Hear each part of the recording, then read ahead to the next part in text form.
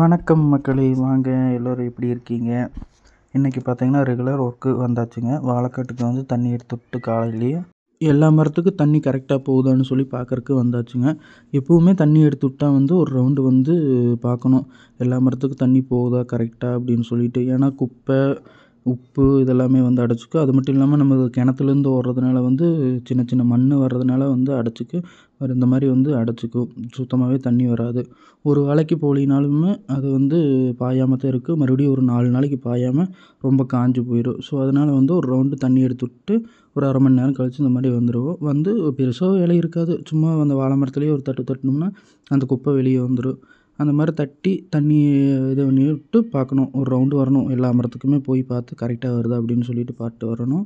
ஒவ்வொரு டைம் தண்ணி எடுத்து விடும்போதுமே பார்த்திங்கன்னா ஒரு 50 வாழைக்காவது இந்த மாதிரி போகாமல் தான் இருக்கும். ஏன்னா மண், சால்ட்டு இந்த மாதிரியெல்லாம் வந்து ஏதாவது அடைச்சி போகாமல் இருக்கும். அதெல்லாம் தட்டி விட்டுறணும். அது மட்டும் இல்லாமல் வந்து பார்த்திங்கன்னா ஏதாவது நாய், மயில் இந்த மாதிரியெல்லாம் காட்டுக்குள்ளே போய் வர்றதுனால என்ன ஆகுனா அது காலில் பட்டு வந்து இந்த மாதிரி வந்து மரத்தை விட்டு தூரமாக வந்து தள்ளி விழுந்துடும்.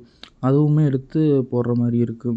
நாய் வந்து என்ன பண்ணுன்னா விளையாடிட்டு பறச்சு இந்த மாதிரி பறச்சு தள்ளி விட்டுரும்.